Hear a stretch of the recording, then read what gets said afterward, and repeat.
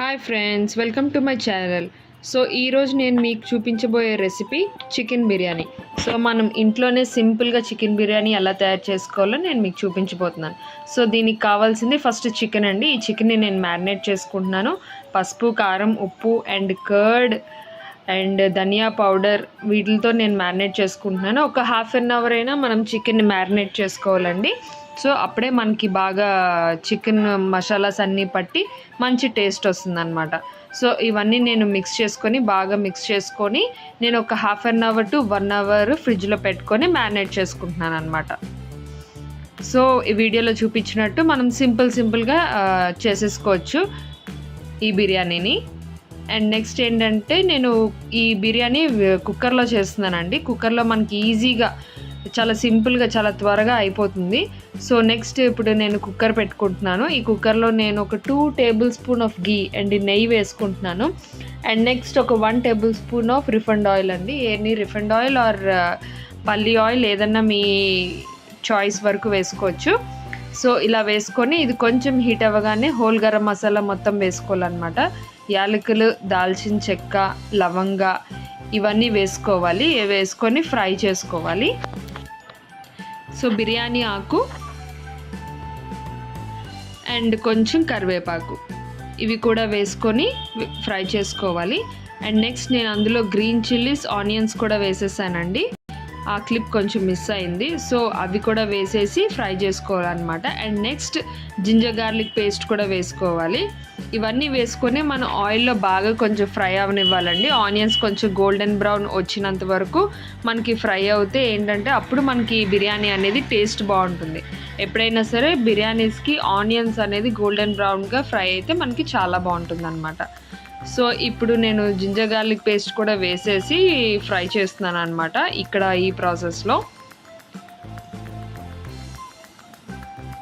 So నాకు onions ఇలా fry అయ్యాయి. నెక్స్ట్ నేను అందులో హోల్ గరం మసాలా పౌడర్ వేస్తున్నాను. ఇది ఇంట్లో చేసిన హోమ్ మేడ్ మసాలా పౌడర్ అనమాట. అండ్ నెక్స్ట్ ఒక కారం, రెడ్ చిల్లీ పౌడర్ ఒక 1 టేబుల్ స్పూన్ వేసుకుంటున్నాను. సో ఇలా చేసుకుంటే ఏంటంటే పిల్లలు కూడా చాలా ఈజీగా తినడానికి అవుతుందండి. ఎక్కువ కారం మసాలాస్ వేసేసిన వాళ్ళు తినరు కదా. సో అందుకనే నేను లైట్ మసాలా, లైట్ కారం వేసి ఈసారి చేసి చూపిస్తున్నాను నేను మీకు. అండ్ నెక్స్ట్ ఇప్పుడు ఏదైతే మనం మ్యారినేట్ చేసుకున్నామో చికెన్, ఒక 1 అవర్ మ్యారినేట్ చేసుకున్నాం కదా. సో ఆ చికెన్ని నేను ఇక్కడ వేసుకుంటున్నాను. ఇక్కడ చికెన్ వేసుకున్నాక బాగా మిక్స్ చేయాలండి. ఏదైతే మ్యారినేషన్ చేసిన చికెన్ అదంతా ఉంటుందో అవన్నీ ఫ్లేవర్స్ దీనికి తగలాలి కదా. సో అలా అన్నమాట. సో నేను ఇది కంప్లీట్గా మిక్స్ చేసుకుంటున్నాను. మిక్స్ చేసుకొని కొంచెం బాయిల్ చేసుకోవాలన్నమాట. సిమ్లో పెట్టుకొని బాయిల్ చేసుకోవాలి.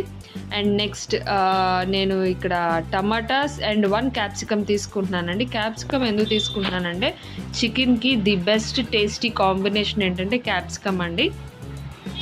క్యాప్సికమ్ ఇన్ జనరల్గా తినేవాళ్ళు ఖచ్చితంగా క్యాప్సికమ్ వేసుకొని ఇలా ట్రై చేయండి. ఆసమ్ వస్తుంది మీకు. అసలు క్యాప్సికమ్ ఇష్టం లేని వాళ్ళు కూడా మీరు ట్రై చేయొచ్చు. చికెన్కి ఎప్పుడైనా క్యాప్సికమ్ అనేది చాలా టేస్టీగా ఉంటుంది.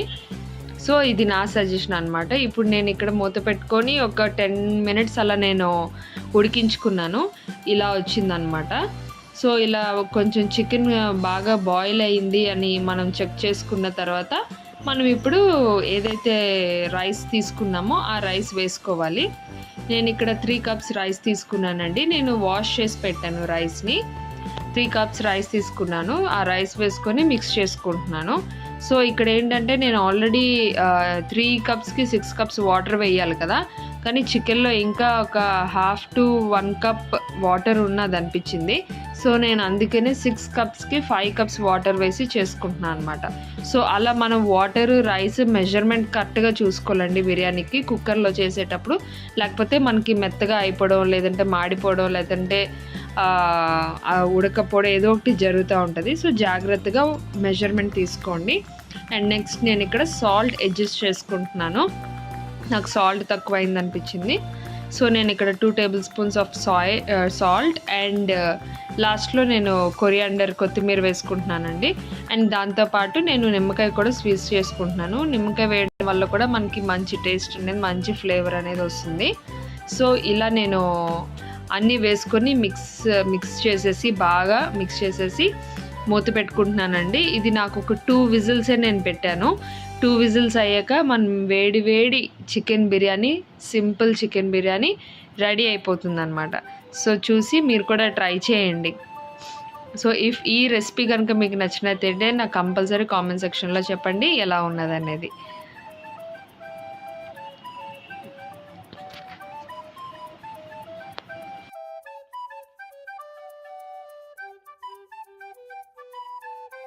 సో చూసారు కదా బిర్యానీ మనకి ఎలా వచ్చిందో. నేను 2 విజిల్స్ తర్వాత చల్లారిన తర్వాత ఓపెన్ చేసి చూపిస్తున్నాను.